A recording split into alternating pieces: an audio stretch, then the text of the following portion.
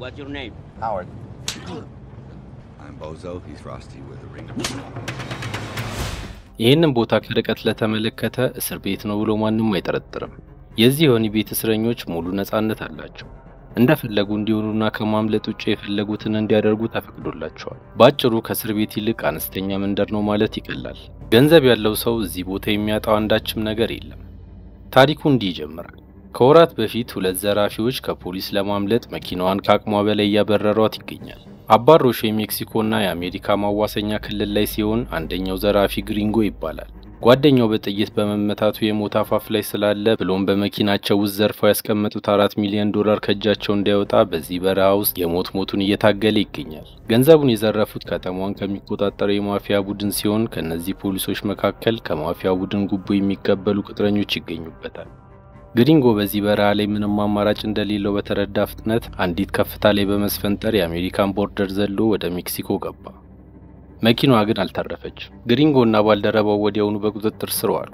ነገር ግን የሜክሲኮ ክልል ላይ በመሆናቸው የሀገሩ ፖሊሶች ፍቃድ ያስፈልጋቸዋል። የሜክሲኮ ፖሊሶች መጀመሪያ ፍቃደኛ ነበሩ። ሆኖም በመኪና ውስጥ የነበረው $4 ሚሊዮን ሲያዩ ግን ወዲያውኑ ሐሳባቸውን ቀይረው ግሪንጎን እስከነ መኪናው በቁጥጥር ስር አዋሉት።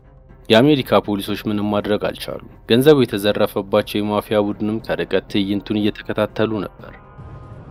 What's your name? Howard. I'm Bozo. He's Frosty with a ring. Dennis? በጉዟቸው ላይ የግሪንጎ ባልደረባ ከፍተኛ ደም ስለፈሰሰ ወዲያውኑ ነበር ህይወቱ ያለው። ፖሊሶቹ ግን ደንታ አልነበራቸው። ዓላማቸው ገንዘቡን ለመንግስት ማስረከብ አይደለም። ወዲያውኑ $4 ሚሊዮን ከተከፋፈሉት በኋላ ግሪንጎን በሌላ ወንጀል አስፈርደውበት ወደ ወህኒ ተወረወረ። የታሰረው እዚህ ለየት ያለ እስር ቤት ውስጥ ነው። ለማምለጥ እስካልሞከሩ ድረስ የፈለጉትን ማድረግ ተፈቅዶላቸዋል። ከፈለጉ ሙሉ ቤተሰቦቻቸውን ይዘው መኖር ይችላሉ። እዚህ እስር ቤት ውስጥ ትልቁ ችግር ግን ገንዘብ የሌለው ሰው ሟች ነው። ግሪንጎ ደግሞ የነበረው ገንዘብ በሙሉ በፖሊሶች ስለተወሰደበት ምንም ነገር ማግኘት አልቻለም። ከተወሰኑ ቀናት በኋላ ግን በቃኝ አለ። አንድ እስረኛ ወደ መጸዳጃ ሲገባ ተከትሎት በመግባት ራሱን አሳተው። ጊዜ ሳያጠፋ ገንዘቡና ሰዓቱን ከዘረፈው በኋላ ሽጉጡን ኮርኒስ ውስጥ በመደበቅ ምንም እንዳልተፈጠረ ህዝቡን ተቀላቀለ። የወሰደው ገንዘብ በቂ ባይሆንም የተወሰኑ ቀናትን ግን ያቆዩታል። አንድ ቀን በቦታው እየተዘዋወረ ድንገት መንገድ ላይ ተከቦ ሁለት ነርሶች ያለ ፍቃዱ ደሙን ቀርተው ወሰዱ። ይህ ለሱ በጣም ግራ የሚያጋባ ነበር። ይህ ብቻ አይደለም፣ በቀን አንድ ጊዜ ጉልበት ስራ እንዲሰራ ይገደዳል። ግሪንጎ ራሱን በጊዜ ማትረፍ እንዳለበት ለመረዳት ብዙ አልፈጀበት። የዛን ቀን ሙሉ ጊዜውን የእስር ቤቱን ባለስልጣኖች ሲከታተል ነበር ያሳለፈው። ወህኒው የሚመራው ሃቪ በሚባል ጋንግስተር ሲሆን ከፍተኛ የሰው ኃይልና ሀብቱን በመጠቀም ይህንን እስር ቤት የግሉ አድርጎታል። ግሪንጎ ይህንን ሁሉ እንደተረዳ ገንዘብ የሚሰራበት መንገድ ታየው። መጀመሪያ ለእስር ቤቱ ዋና አዛዥ ጉቦ በመስጠት የቀን ስራ እንዲሰራ እንዳይገደድ አስደረገ። ቀጥሎም እዚህ ቦታ ላይ ከሁሉም በላይ ከፍተኛ ገቢ እያስገባ ያለውን ቢዝነስ ምን እንደሆነ አጣራ። የአደንዛዥ ዕፅ መሸጫ ሱቅ ነበር። ይህንን እንዳወቀ አቅራቢያው ከሚገኝ ሱቅ ጋዝ በመስረቅ በጥንቃቄ ሱቁን ዙሪያውን ረጨው። በደቂቃው ሱቁ በእሳት ተያያዘ። ከዛም የአካባቢው ሰው በቃጠሎ ትኩረታቸው መሰረቁን ተጠቅሞ ከገንዘብ ማስቀመጫ ውስጥ የሰሩትን ገንዘብ በሙሉ ወሰደው። ግሪንጎ የሚያስፈልጉትን ነገሮች ከገዛ በኋላ ከነዋሪው ጋር ቆሞ ቃጠሎውን መከታተል ቀጠለ። በዚህ ሰዓት አጠገቡ የነበረው አንድ ልጅ ገንዘብ እንዲሰጠው ጠየቀው። ግሪንጎ ምንም አያመጣም ብሎ ቢከለክለውም ልጁ ግን ጋዙን ሲያርከፈክፍ ባይኑ እንዳየው ሲነግረው የጠየቀውን ከመስጠት ውጭ አማራጭ አልነበረው። ከዚህ አጋጣሚ በኋላ ከልጁ ጋር በይበልጥ እየተግባቡ ሄዱ። የልጁ ወላጆች በአደንዛዥ ዝውውር ምክንያት 15 ዓመት ተፈርዶባቸው ነው የታሰሩት።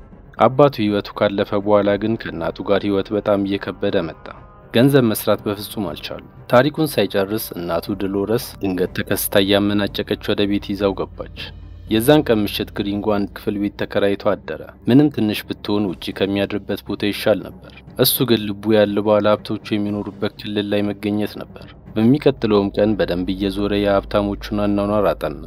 ምንም ነገር ማድረግ ይችላል። ነገር ግን ከቅጥር ግቢው ውስጥ አንድ እርምጃ ካለፈ በጥይት እንደሚገላግሉት ተረዳ። አዲሱ ጓደኛውም ገንዘብ እስካለው ድረስ ምንም ነገር ማድረግ እንደሚችል ገለጸለት። ገንዘቡ የማይጠቅመው ለማምለጥ ብቻ ነው። የእስር ቤቱ ፈላጭ ቆራጭ ጋንግስተሩ ሃቪ እንኳን ሰዓቱን ጠብቆ መመለስ ይጠበቅበታል። ይህንን እያወሩ ሁለት ሰዎች ከርቀት ተመለከቱ። ወፍራሙ የሃቪ ወንድም ሲሆን አብሮት ያለውም ዘመዱ ነው። ግሪንጎ የሃቪን ዙሪያ በሚገባ አጥንቷል። ከቀናት በኋላ የጥየቃ ቀን ነበር።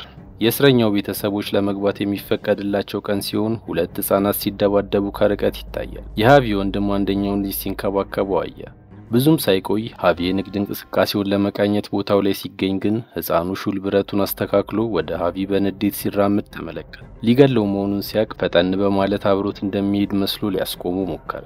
የቱ ጋር መውጋት እንዳለበት እንደማያውቅና በዚህ በልጅ ጉልበቱ ከወጋው በኋላ የመሞት እድሉ በጣም ዝቅተኛ መሆኑን በመንገር ተስፋ አስቆረጠው። እልሁ መቼም እንደማይበርድለት ከሁኔታው ሲረዳ ግሪንጎ ሊረዳው እንደሚችል ገለጸለት። ሆኖም የሚረዳው ለምን ሊገለው እንደፈለገ ምንም ሳይደብቅ ከነገረው ብቻ ነው። ልጁም ተስማምቶ ታሪኩን ያጫውተው ጀመር። ሃቪ የተባለው ማፊያ በአንድ ወቅት ገዳይ በሆነ የጉበት በሽታ በመያዙ ምክንያት ጉበቱን መቀየር ነበረበት። ነገር ግን የደም አይነቱ የተለየና የማይገኝ ነበር። በአጋጣሚ የዚህ ልጅ አባት የደም አይነት ጋር ተመሳሳይ ሲሆን ወዲያውኑ አስገድዶ ጉበቱን በመንጠቅ አባቱን ለሞት አበቃው። አሁንም ግን ሃቪ መጠጣቱን አልተወም።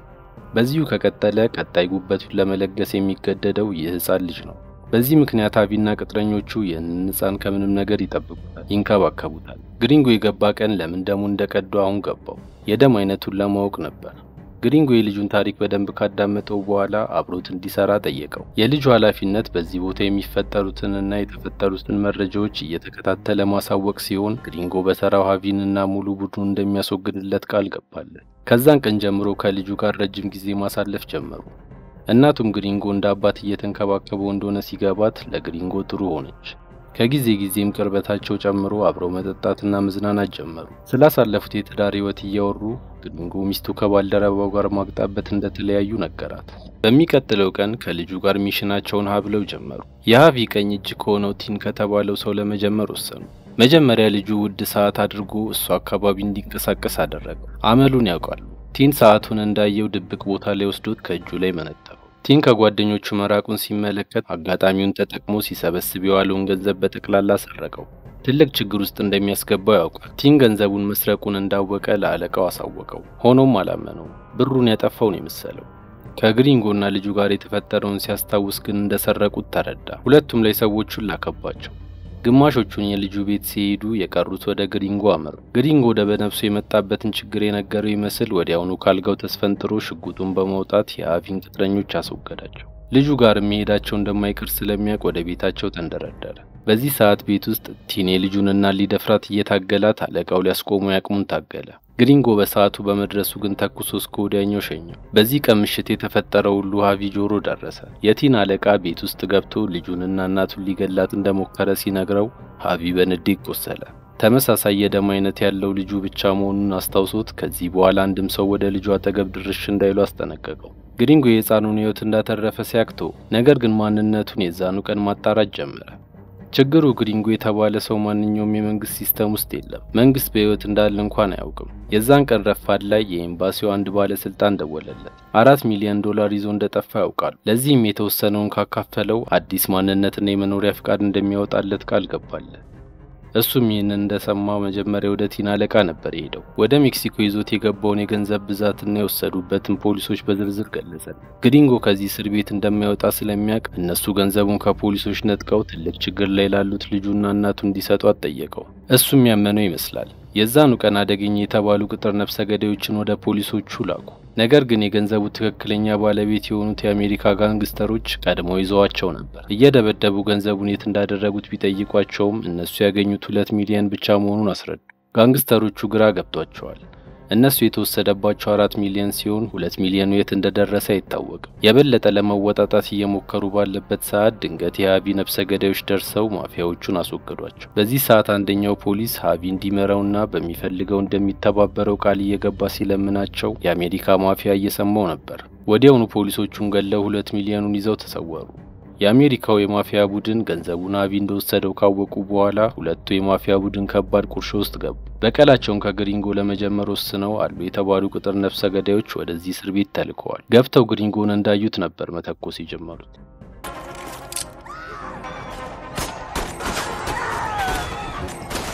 የሃቪ ቅጥረኞችም በሰዓቱ ወዲያው የመልስ ምት ሰጡ። ለረጅም ሰዓት ከተታኮሱ በኋላ ግሪንጎ ሙጊያውን በመቀላቀል ነፍሰ ገዳዮቹን አስወገዱ። ሃቪ ግን ብዙ ሰዎችን በተኩሱ አጥቷል። በንዴት ግሪንጎን ለመግደል ዛተ። ሆኖም ግሪንጎ የተሻለ ሐሳብ አቀረበ። የአሜሪካ ጋንግስተሮች መቼም እንደማይተውት ካስታወሰው በኋላ ፍቃዱን ከሰጠው ወደ አሜሪካ ተመልሶ ዋና መሪውን ሊገለው እንደሚችል ቃሉን ሰጠው። ይህም ለሱ ምንም የሚያሳጣው ነገር እንደሌለና ቢሳካለትም ባይሳካለትም ተጎጂው ራሱ ግሪንጎ እንደሆነ ሲያስረዳው ወዲያውኑ ተስማማ። ብቻውን ግን አልለቀቀውም። አስፈላጊ የሆኑ ዶክመንቶችንና በቂ መሳሪያዎችን ካስታጠቀው በኋላ 2 ቅጥረኞችን አብሮ ላካቸው። መሪውን ለመግደል 2 ቀን ሰጡት። ከ2 ቀን በኋላ ግን ቢሳካለትም ባይሳካለትም ግሪንጎን እንዲገሉት ታዘዋል። እሱም ሞኝ አልነበረም። ከእስር ቤቱ በደንብ መራቁን ካወቀ በኋላ ሁለቱንም ባላሰቡት ቅጽበት አስወገዳቸው። አሜሪካ እንደደረሰ መጀመሪያ ራሱን አንድ ታዋቂ ዳይሬክተር በማስመሰል የወደብ ዋና ኃላፊ ጋር ደወለ። ሊያበረክተው ስላሰበው ትልቅ የበጎ አድራጎት በአካል ተገናኝተው እንዲያወሩ ጠየቀው። እሱም በጣም ደስተኛ ነበር። የወደብ ኃላፊው አደንዛዥ እጾችን በርካታ ገንዘብ ጉቦ እየተቀበለ በወደቡ ወደ አገሪቷ እንደሚያሳልፋቸው ያውቃል። ቀጥሎም የደወለው የአሜሪካ ጋንግስተሮቹ ጋር ነበር። ራሱን እንደ ወደብ ኃላፊ አድርጎ ከነሱ ጋር አብሯቸው ሊሰራ እንደሚፈልግ አሳወቃቸው። እነሱም በአካል ቢሮ መጥተው እንደሚወያዩ ቀን ቀጥረው ስልኩን ዘጉ። በሚቀጥለው ቀን ግሪንጎ ሱፉን ለብሶ የወደብ ኃላፊ ቢሮ ተገኘ።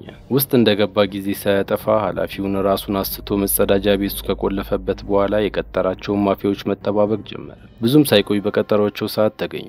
የማፊያ ዋና መሪ እስከነ ምክትሉ ተገኝተዋል። ጸሐፊዋ ምንም አልጠረጠረችም። እሷ ከወጣች በኋላ ራሱን እንደ ወደብ ኃላፊ አድርጎ በማስተዋወቅ በወሬ ጠመዳቸው። መዘናጋታቸውንም እንዳረጋገጠ 2 የእጅ ቦምብ ነቅሎ ቢሮ ውስጥ ዘግቶባቸው ወጣ።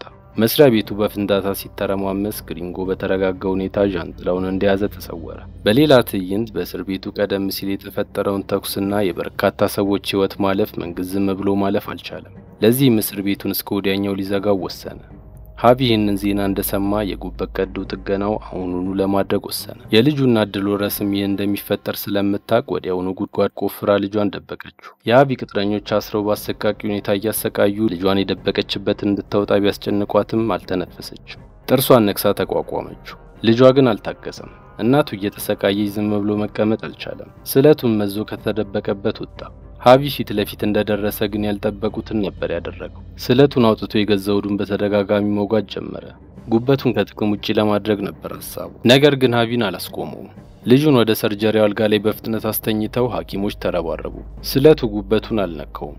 ስለዚህ ራሱን እንዲስት አድርገው በሙሉ ጤናው እንዲቆይ ያደረጉት። ይህ በእንዲህ እንዳለ የከተማው ፌደራል ፖሊስ እስር ቤቱን ከቦ ሁሉንም እስረኞች በቁጥጥር ስር ለማዋል እየታገለ ይገኛል። በተመሳሳይ ሰዓት ግሪንጎ ደግሞ ኤምባሲ ኃላፊውን አፍኖ መረጃ ማወጣጣት ጀምሯል። በእስር ቤቱ እየተፈጠረ ያለውን በዝርዝር አስረዳው። ሃቪም የልጁን ጉበት ሊወስድ ዝግጅት ላይ እንዳለ ሲረዳ በፍጥነት የኃላፊውን መታወቂያ በመውሰድ ከፖሊሶች ጋር ተቀላቅሎ ወደ እስር ቤቱ ገባ። የሃቪ ሰዎች ከፖሊስ ጋር እየተታኮሱ ስለነበር ቀጥ ብሎ ወደ ሰርጀሪው ክፍል ነበር ያመራው። ደግነቱ ሰርጀሪው ገና አልተጀመረም። ሃቪን እያዘጋጁት ወዳለበት ክፍል ዘው ብሎ ካፈነው በኋላ ዶሎረስን እንዲለቋት አዘዛቸው። ሆኖም አልሰሙትም። እነሱም በተራቸው ሃቪን ካለቀቀው እንደሚገድሏት ዛቱ። በዚህ ጊዜ ነርሷ ሽጉጡን ተቀብላ እንደማረከችው በማስመሰል ዶሎረስን እንዲያድናት ረዳችው። ሐኪሞቹ በግዳጅ ስለነበር ሃቪን ሲያገለግሉት የቆዩት ግሪንጎ የሚላቸውን በሙሉ ለማድረግ ፈቃደኛ ነበሩ። ሁሉም የሐኪም ዩኒፎርም ከለበሱ በኋላ ህፃኑን እየገፉ አምቡላንስ ውስጥ በመክተት በማንም ሳይጠረጠሩ ልጁን ማስወጣት ቻሉ። ብሩንም ካልጋው ስር ደብቆት ነበር። ግሪንጎ ገንዘቡንና ልጁን ስኬታማ በሆነ መልኩ ሲያተርፍ፣ ሃቪ ደግሞ የሰርጀሪው ጠረጴዛ ላይ ሆዱ ተከፍቶ ቀረ። ዶሎረስ ግሪንጎና ልጁ ከትርምሱ ሁሉ አምልጠው ማንም ወደማያውቃቸው ሀገር ሸሹ። ሙሉ እድሜያቸውንም የማይጨርሱትን ገንዘብ ይዘው በዚህ ባህር ዳርቻ ላይ ህይወታቸውን በአዲስ መልኩ ሲጀምሩ ፊልሙ ይጠናቀቃል። እስከ መጨረሻው ስለተከታተላችሁኝ አመሰግናለሁ። ምንም አይነት ሐሳብና አስተያየት ካሉት ኮሜንት ላይ ለማስቀመጥ ወደ ኋላ ይበሉ። ቪዲዮውን ላይክ እና ሰብስክራይብ በማድረግ ያበረታቱን። አመሰግናለሁ።